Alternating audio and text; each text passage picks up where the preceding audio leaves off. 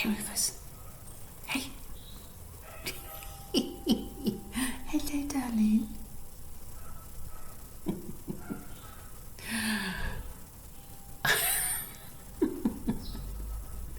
So I sat down to do my little astrology overview for 2025, and Rufus decided that this was the best time to sit and get a little ear scratch.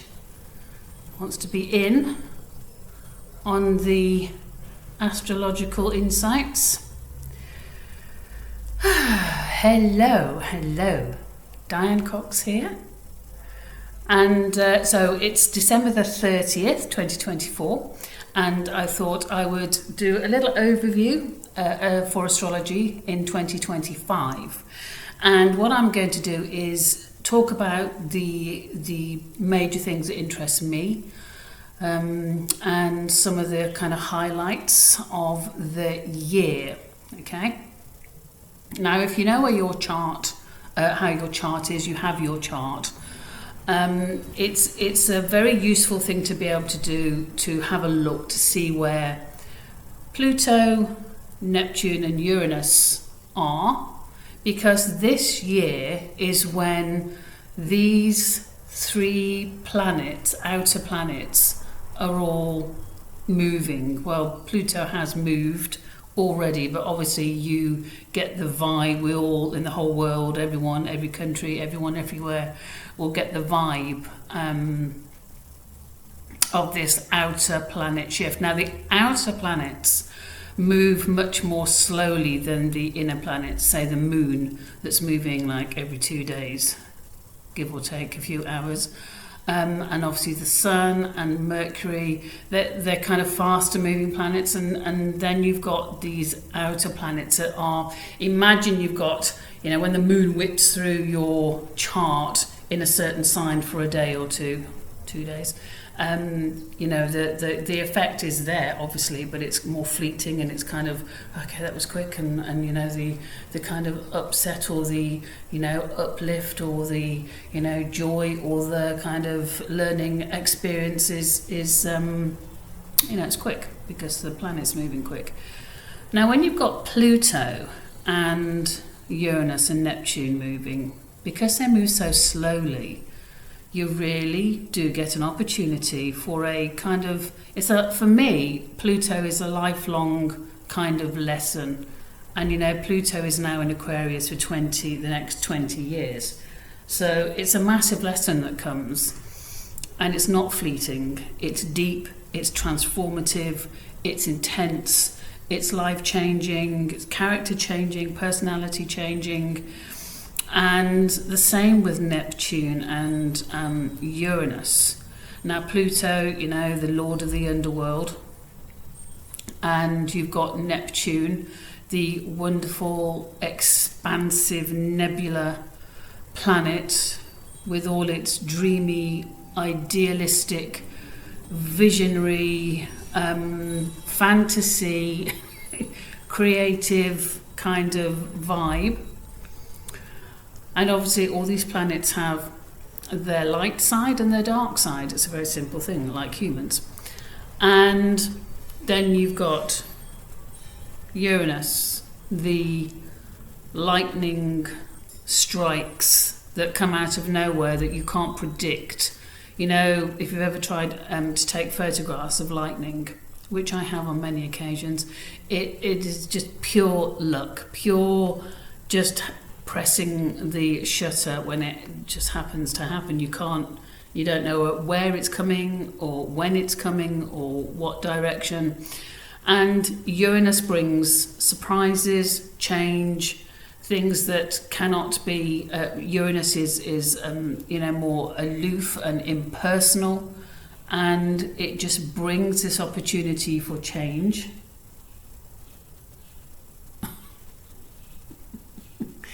That I think if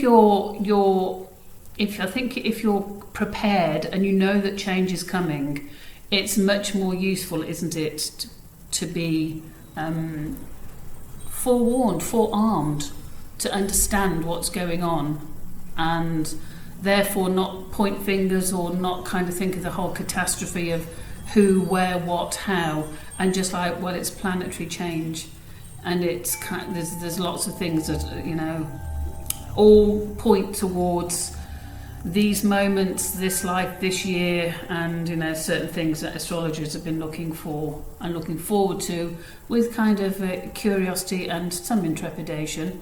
But there doesn't have to be. It's just life, isn't it? I always think that with astrology. You know, people go through life not knowing anything about astrology, and it'll still happen around them. And like I say, I think it's very good for personal development, personal transformation, personal understanding, fantastic for relationships, work, career. Astrology can be such a useful tool. And like I say, when you've got this knowledge of, say, what's happening this year, it's really useful. So let's start. So we all, I think, you know, if you're interested in astrology, you'll know that obviously Pluto has now moved into Aquarius. There is a Pluto retrograde this year, so it, you know, it's kind of moving back. So it's what I was going to say about these slow planets. It's kind of, you know, when something is, it's kind of, I don't know why I think of this, but I do think of this. I think of, say, greens when you were talking about golf, and where you do the putting and get the ball into the actual hole.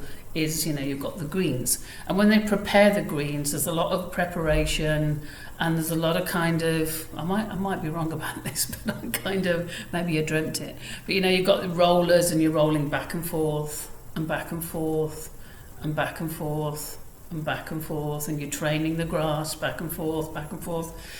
That's a little bit what these slow planets are like, because they go forward very slowly, they come back very slowly. They move forward very slowly, they come back, and then even when they're in the actual sign that they're going to stay in for a while, they move very slowly. It's an opportunity to really absorb the lessons of all these slow planets. So Pluto's in Aquarius. If you haven't watched any of my other videos, I'll just remind you what that is about.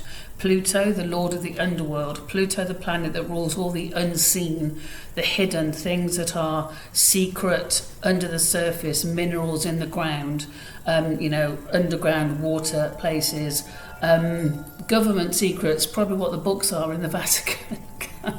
You know, Pluto is about control, power, feeling powerless, feeling powerful, feeling out of control, feeling full of control. Pluto is intensity.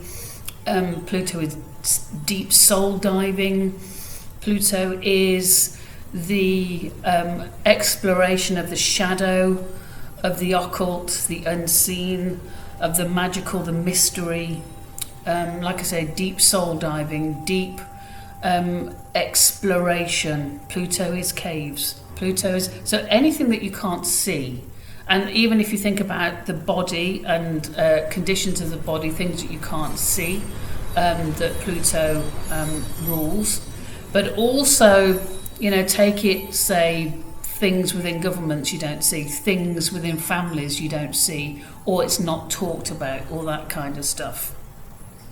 And it's really interesting. I've been seeing on the news ever since Pluto was going between Capricorn and Aquarius, quite a few things that have come up about, you know, what has been hidden. Even things like, I think it was Turkey, or these weird weather patterns, because now they're messing with the natural phenomenon of the world. You know, people think they're gods and think they can manipulate the weather and not have any kind of big catastrophic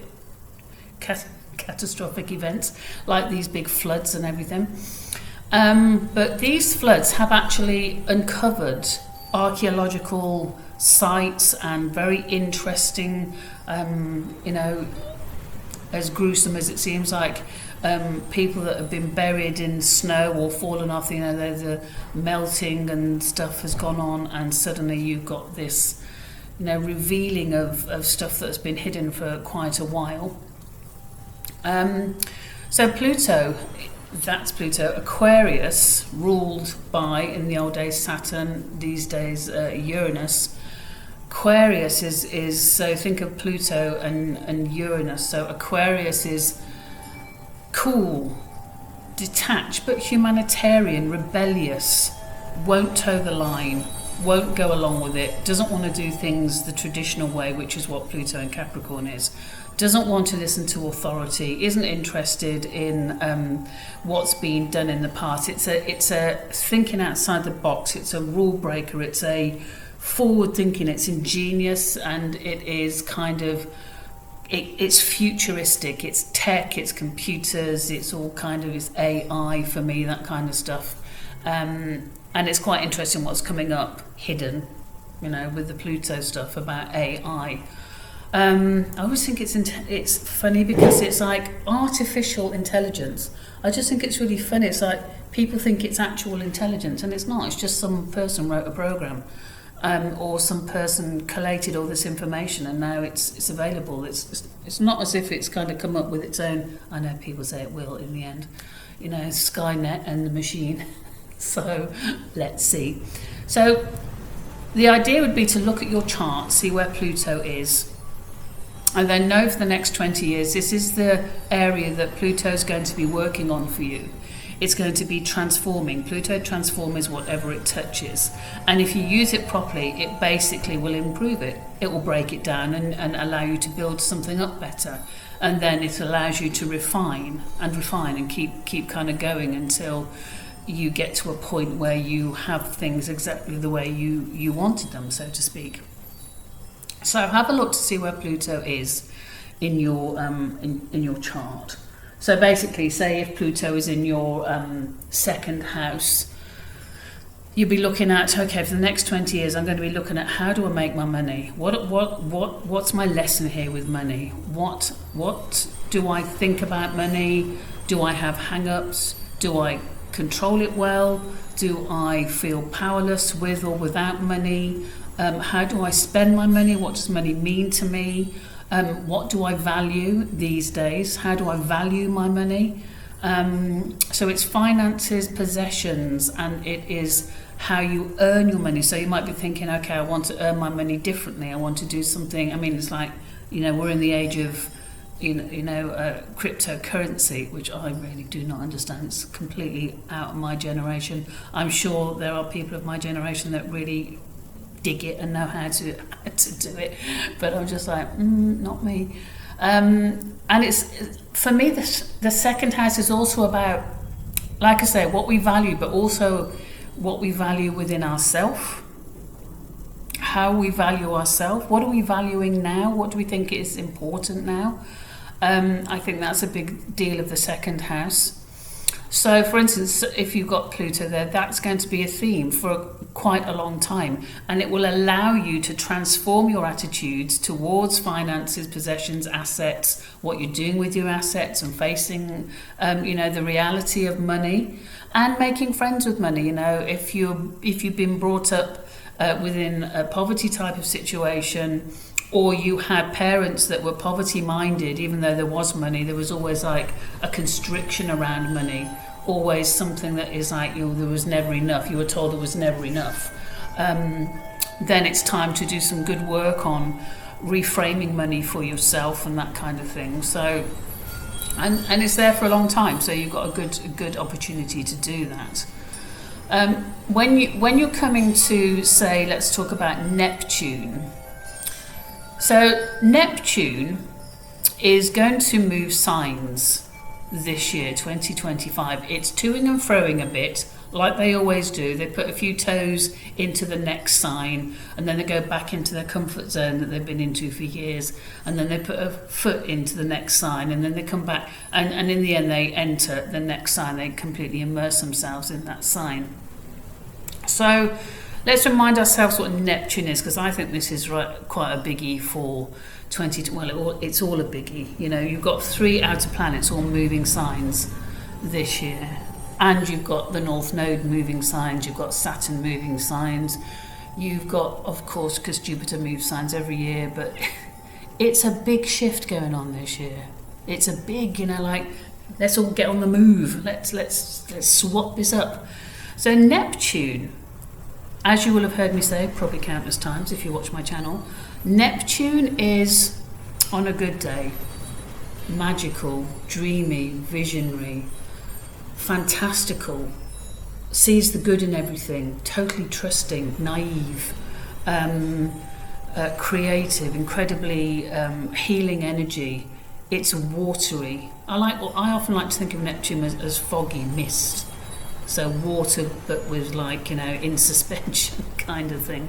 Because when the Neptune fog comes down, it can be Neptune can be a planet that causes confusion, smoke and mirrors, not quite sure, indecisiveness. It's like, don't know what I'm doing, don't know who I am anymore, not quite sure kind of where I'm going. And that mixed with the dreaminess, it rules Pisces and it's the 12th house and it's like dreamy and who knows what's going on here, well I don't, and so all that kind of stuff. On a not so good day, what happens with Neptune and the whole Pisces thing is it can lead to, because Pisces can be very trusting, and like I say, they have this utopian dream that they all love to think about, and how lovely it was in Lemuria and Atlantis, and everybody was nice to each other, and there was these natural healings, there was really good food, there was air, there was light, things were clean, they were pure, and these people know that that's possible.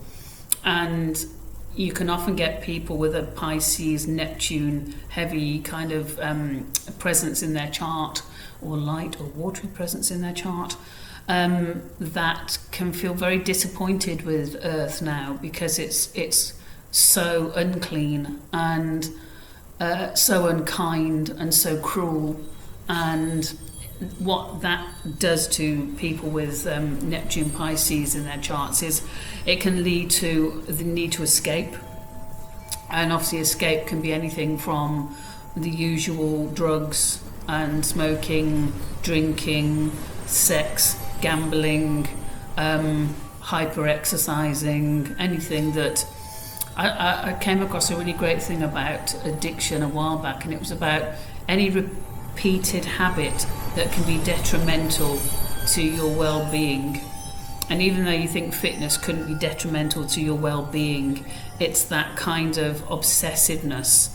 And I know it myself, I've seen it a lot when I used to do a lot of hands-on intuitive aromatherapy and reflexology and massage.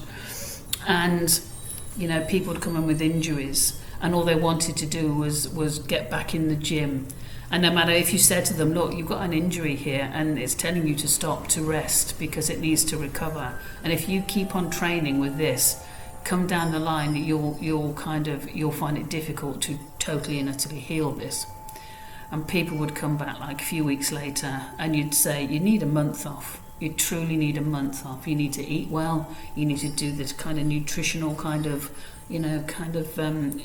this boost. And rest.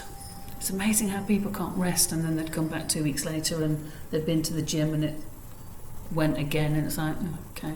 So that's how the obsession with exercise can be a little bit detrimental.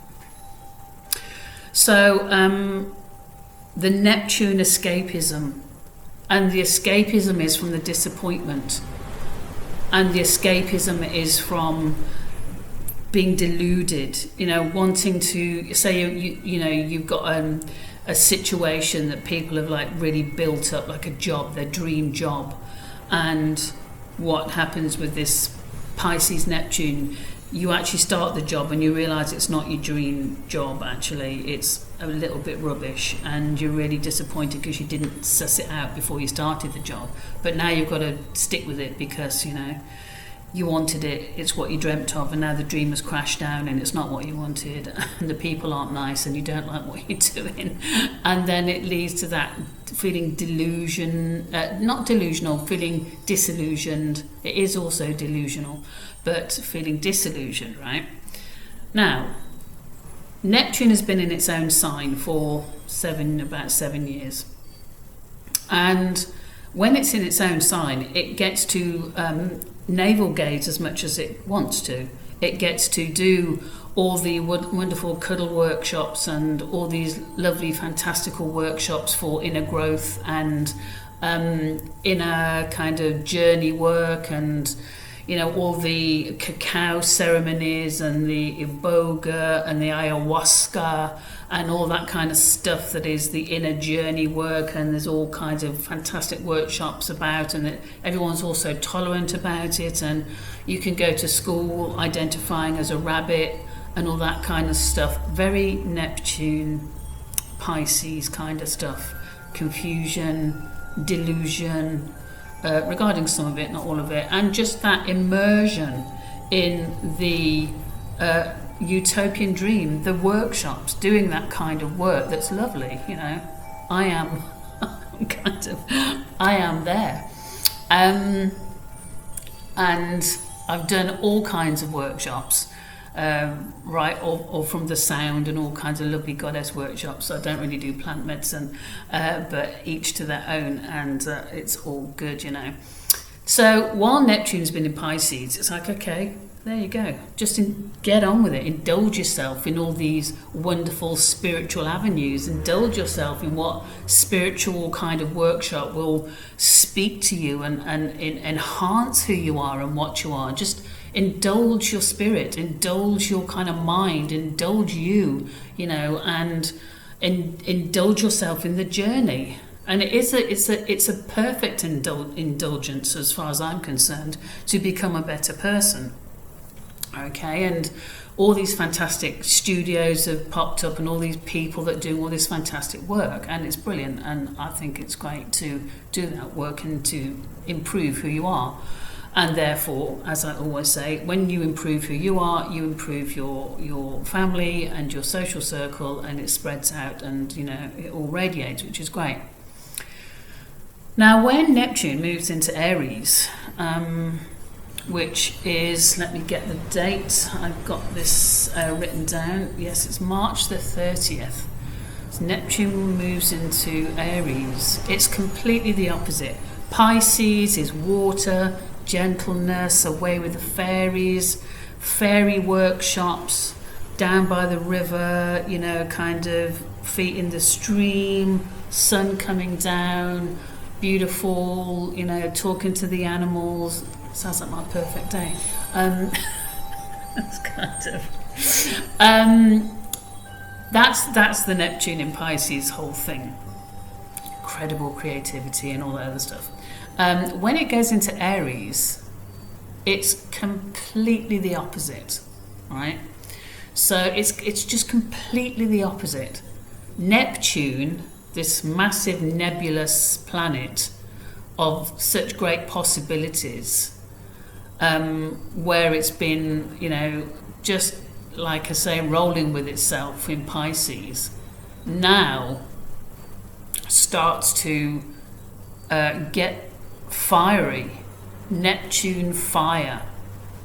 So this planet that can dissolve stuff, dissolve boundaries, in Pisces, dissolving boundaries and dissolving responsibility, being a bit flaky, to be honest, being out on the eternal ocean, just letting the current take you kind of vibe, now moves into that sign of the warrior.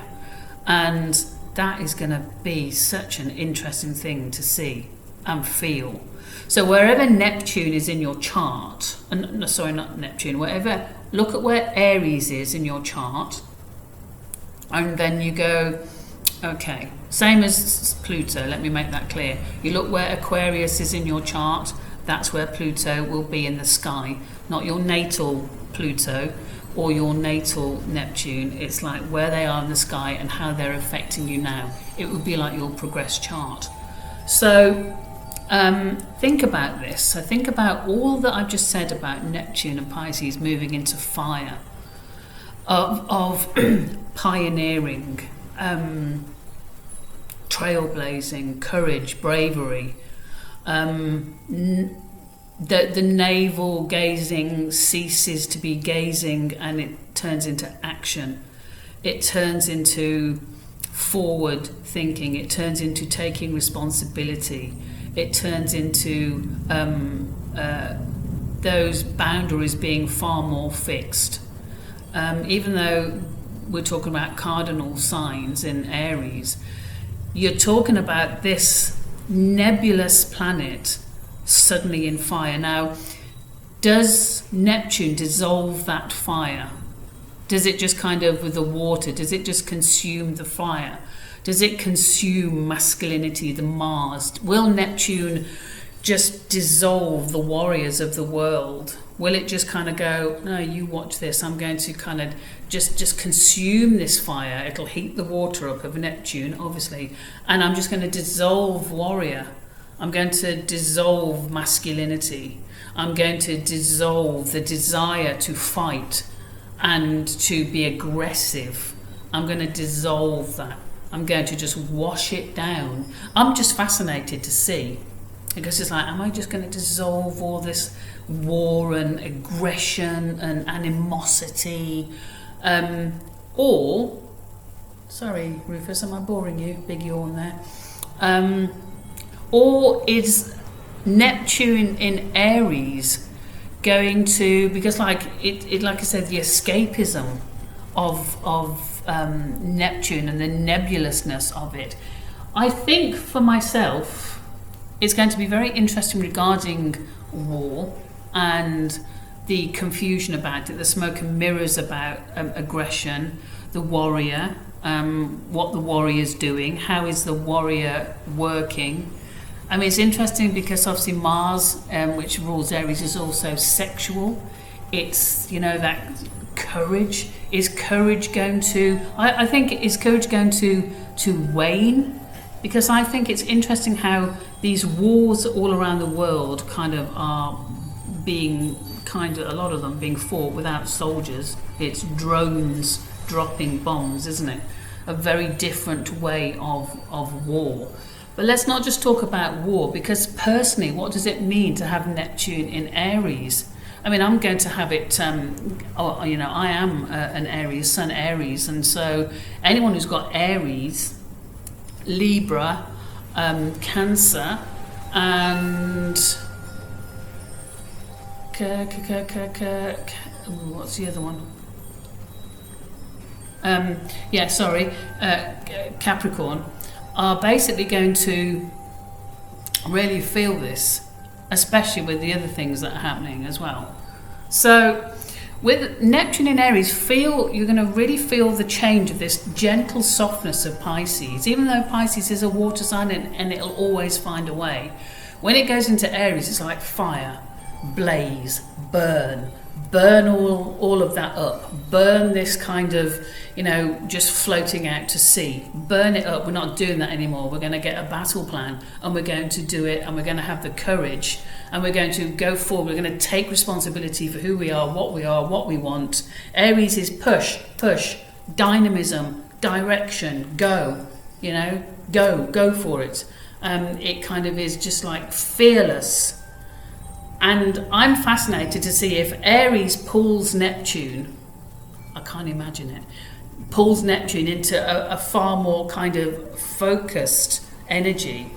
Or like I say, Neptune just dissolves all that, and we're all going to feel like kind of warriors on a raft, just like paddling down and all confused, all lost at sea, or lost at land, and kind of not quite meeting each other, and just it disempowering all of that stuff. I am fascinated to see what happens with it. I'll come back to that maybe, but just imagine it, this fantastic fire and water, the dissolving power, the hugeness of I mean, the other thing that could happen, Neptune absorbs this fire and, like I say, becomes very hot, boiling fog, water, really kind of getting people to kind of hop about a bit more and get on it, as opposed to just sitting in, an opium den, just away with the fairies. That's an image that Neptune in Pisces could be. Neptune in Aries is a very different kettle of fish. Completely different, opposite. I mean, I don't like to think that, from all the lovely workshops that go on and the plant medicine and the kind of cuddle workshops and the who knows what, millions of workshops that go on, the dance, the singing, the whole loveliness of everything, the chanting. I don't want to really think that that's all going to be different, and it's like, no, we're not doing any of that. We're doing battle training, doing sword fighting. We're learning how to, fly drones, because we want a different way of approach here. All the workshops are going to be far more centered on taking responsibility, and none of this kind of understanding that Pisces can have, and listening and the nurturing and the caring. It's like it's more like a bit of a kind of wake up call, and not so tolerant. I think not so tolerant at all. Just like, oh fuck, it's almost like end of the road for that kind of thing. It's like, oh for goodness sake, get a grip, get a grip, and. But, we'll see. Everyone's going to be different, aren't they? Everyone's got Aries in a different place in their chart. Well, there's only 12 places it can be, so how different can it be? And then the last thing is, not quite the last thing, but at the outer planets, is then Uranus. Like I say, Uranus, did I start talking about Uranus before? Uranus, the lightning bolt that comes from nowhere. Uranus is also changing signs into Gemini, and so Uranus, I don't know if I've ever told you my Uranus transit story, but when Uranus comes into your life, so look at where Gemini is in your life. So with Pluto, look where Aquarius is, and then you'll see where the lessons are going to come. With Neptune, see where Aries is, then you'll see where the lessons are going to come. And with Uranus, see where Gemini is, and then you'll see where the lessons are going to come.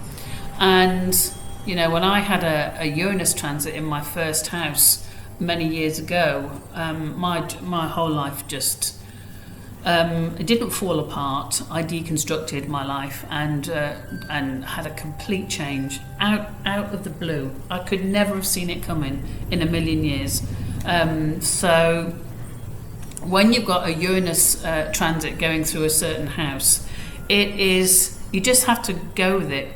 Run with it, accept it, make the best of it, and just know that this is normally for make it for your highest good, make it work for your recognition of what you want in life, because Uranus is, like I say, it's rebellious, it's mad, it's the wild card, it's like not going to do what everyone says, it's outside the box, it dances to its own tune, and it doesn't kind of take any prisoners. It's kind of, but that doesn't have to be bad. It can be a very, very good thing. It can be very positive, because what it can do is like, okay, you're finding it difficult to make this change yourself. So let's give you a little prod and a nudge here. It's like the Tower in the tarot. It's just like all change, everything change. And like I say, when you're going through something like that, it's like, well, I didn't plan this. I didn't know this was going to happen. It's a bit discombobulating. But hey, let's go with it, and let's just make the best of it. Make it work. Let's make it work. Whatever that's going to take, let's make it work. So that's quite an exciting thing. Like I say, that is Uranus goes into Gemini in July, so there's a bit of time before that work. But it's like we always say with astrology. It's not like suddenly on March the 30th that Neptune is going to change. Neptune's already, the vibe's already there, and it can be very evident as it comes up to the change, and even more evident obviously during it and for years afterwards. You can see that with astrological patterns for world wars and big huge changes in the world, industrial changes and that kind of stuff. So and then we've got, this is I think the first thing that happens. That's right. So then in January the 11th, the nodes move. And so the North Node moves into Pisces, South Node therefore into Virgo. And that's a big deal when the North Nodes move. And if you've got any planets conjunct, square, opposing, sextiling, trining the nodes by quite a small orb, maybe 3 degrees. That can be a huge effect on your life when the nodes are really kind of making a connection with your personal planet. So that's another change of sign. And then you've got Saturn changing signs. Saturn is also going into Aries. And so, Saturn is the reformer. Actually, people often say that Uranus is the reformer, which it is, and so is Saturn. Saturn for me is, as you know, the disciplinarian, the organizer, the strict teacher, the coach that makes you train and get you fit, mentally fit, spiritually fit, emotionally fit, physically fit. Saturn is, when you're younger, feels like a terribly oppressive force in your life, because it's about showing you where your limitations are, and it's the brakes. Saturn is the brakes and saying, come on, get your foundation sorted out. You can't go and, represent your country in your chosen sport if you haven't put the training in. And you can't go and run a government unless you've got the training and put the training in. And you can't go and run this office if you haven't put the training in, okay? You can tell I'm an Aries, can't you? Because I'm talking about running things. So there's lots of other ways of looking at that, isn't there? But yeah, the basics, you can't be a mother unless you... That's not right, is it? I've got a bit of a thing about that. It's amazing how you need licenses for all kinds of things, but not for having a child. And you can be the most unfit, prepared, prepared, mentally, physically, spiritually, emotionally to have a child, but along they come. It's kind of, and people have to learn on the fly, don't they? So Saturn in Aries. Okay, so at the moment Saturn's in Pisces, right? So we've talked about what Pisces is about. I always thought with Saturn in Pisces, would again the water erode the granite that Saturn is? Would the water soften the way things are kind of run? Because Saturn is authority.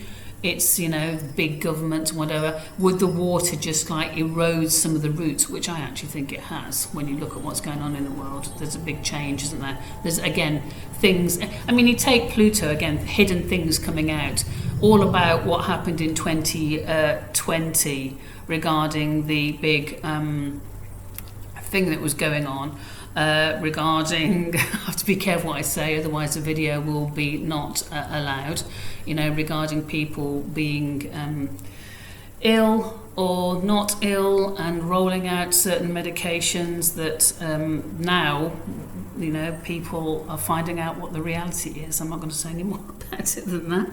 So Saturn, on a good day, Saturn is a real helper. Saturn is reliability. It's the person in your friendship circle that you can always turn to, that will always know what to do, that will always have the answers, that will have, like a first aid kit, or have numbers in their head that they know what to ring, or, they'll be really well organised and know what to do, and they won't panic. They're very grounded, very earthed. And, in Pisces, it's been very interesting to see how, like I say, Saturn gave... I said when Saturn went into Pisces, it'd be interesting what happens with water, and if they try and start trying to control water. And what will happen with water while Saturn is in Pisces? There's ocean waters. Will there be... lovely an organising of cleansing the waters? Will there be an organising of new ways of sharing out water? Or will there be restrictions on water? I think all of them happened. As we often say with astrology, we think, it's got to be either or, but normally it's all of them. All of these things can happen at various times. So that was quite interesting. So what's going to happen with Saturn in Aries, So you've got the warrior and the strict disciplinarian, getting fit, getting trained, putting in the hours, getting organised. You know, at the same time you've got Saturn in Aries, you've got Neptune in Aries, you've got the dissolver and the builder. You've got the kind of, you know, the nebulous, confusing, but highly magical and creative Neptune in Aries. Now, I should have said that when I was talking about that, because really Aries and Neptune could put fire under some great creative, artistic, architecture, that kind of stuff. Incredible creativity through Neptune in Aries. And when you've got this Saturn in Aries, it's like, okay, put the warrior and the coach together. I mean, for me, I think it's a fantastic look at what can be achieved when you've got someone with drive, passion, fearlessness, courage, pioneering attitude, and Saturn, the organizer, is behind them, going, okay, let's do this, let's get that sorted out. And then you've got someone who just wants to, an energy that just wants to achieve and go forward. I mean, that, for me, being in Aries, sounds great. It's like, yeah, come on, Saturn. Obviously, it's going to show you where the limits are, what can't be done, what routes can't be taken, what plans can't be manifested. But I think also that see, if you look at the best bit of Saturn in Aries, which is that organisation and a well thought out foundation and everything in place regarding the Aries and the creativity and the drive, the leadership. There might be some really good leaders that come out during Saturn in Pisces, just like really leaders who actually do stuff that they say they're going to do, that really actually make a proper difference for good, for humanity. Wouldn't that be refreshing? And then you had the best bit of Neptune in Aries, the creativity, the drive to do something magical. The drive to do something magical, as in healing, the drive to heal, the kind of drive to heal, realistically and take a few risks and push out the boundaries. Some great opportunities there, isn't there? So I'm going on here a bit, but anyway, you get the message. Saturn in Aries, look where your Aries is, and then you'll know what Neptune and Saturn are going to be affecting in your life. And then the other thing that happens is you've got Jupiter changes signs in, is it July? Let me have a look. When does Jupiter change signs? Jupiter is changing signs into Cancer.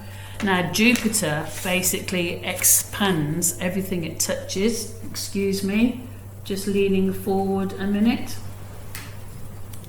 So think about Jupiter. Jupiter's in Gemini at the moment, so that would mean Jupiter is affecting education, the mind, how we think, how we communicate, data, telecommunications, Starlink, all that kind of stuff, the kind of big global surveillance, expanding surveillance, expanding being spied on, that kind of stuff. When Jupiter goes into Cancer, I can't, where is my notes here? I've got it written down. Jupiter into Cancer. I will have written it down. I will have written it down. I did write it, there we go. June the 9th. So when Jupiter goes into Cancer, we're talking about, the archetypal mother, right from conception, and again, don't necessarily think about just children. Think about ideas, businesses, projects, events. So from conception, the mother, to holding it, to keeping it, within the realms of the self, obviously male or female, and then birthing the idea, and then seeing the idea through. Everything it takes, the strength of character, the highs, the lows, the elation, the worry, the whole thing. And, obviously, Cancer is intuition, highly intuitive, highly sensitive, highly ferocious, something that people don't often associate Cancerians with. The hard shell, the pincers, ferocious, protective, incredibly protective of what they've birthed and what they've brought forth. So, and nurturing, caring. So you think the whole world is going to be bathed in this Jupiter Cancer. This expansive, wonderful. It's interesting because Jupiter can be related to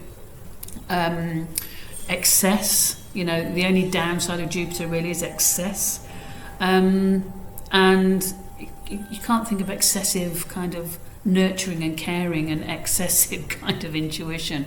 But it's always worth thinking about, the other sides of things, isn't it?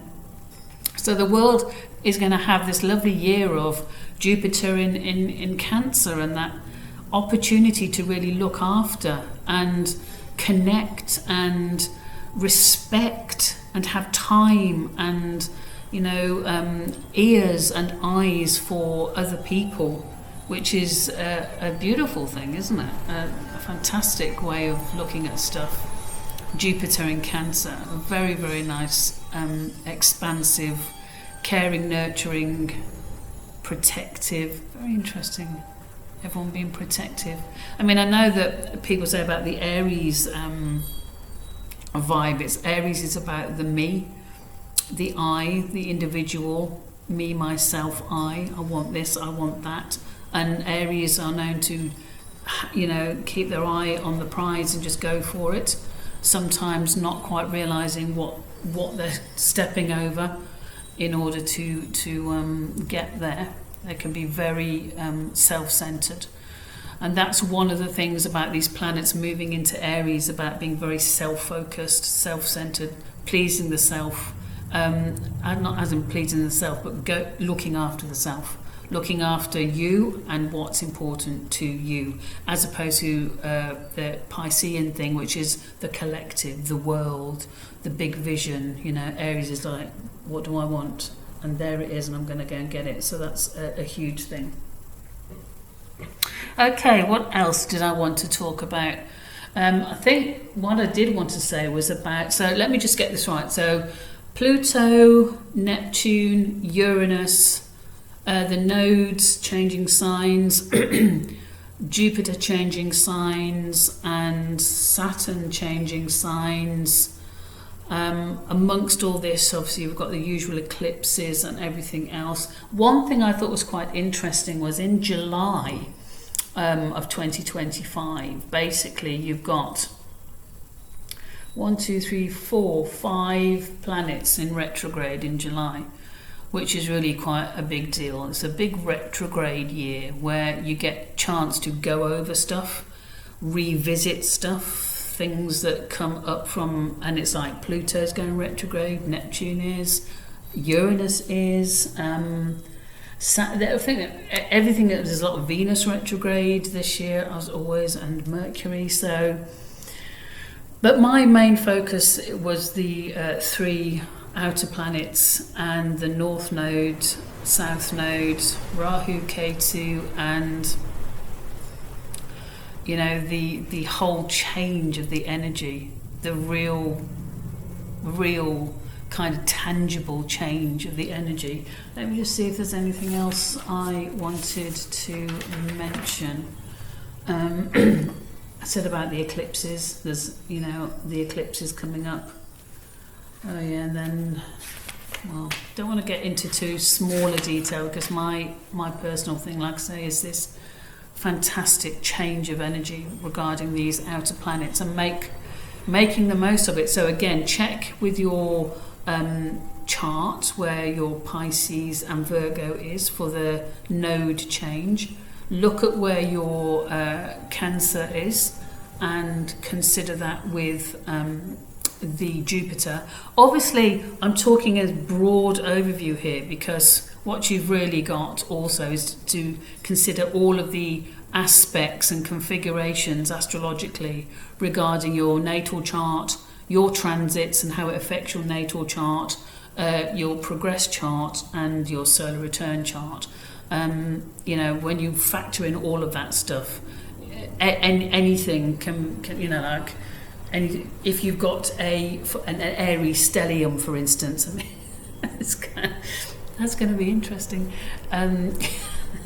If you've got a Libra stellium, or strong Libra or strong Mars, you know, you'd have to have your own charts done to really kind of dig down deep into what's going to be happening for you. But it's going to be happening for everyone. And again, I think it's really useful when you're dealing with this stuff to go, well, you know, kind of wonder where Pluto is in their chart, and I wonder how that's affecting them. So I'll leave it there. I won't go into all the moons and the retrogrades and when they go direct, because just get that overview first, that whole thing for you. And if you have any questions, then do leave them in the comment section below. And there are many places you can go on the internet to put your birth details in and get your chart up. Lots of places.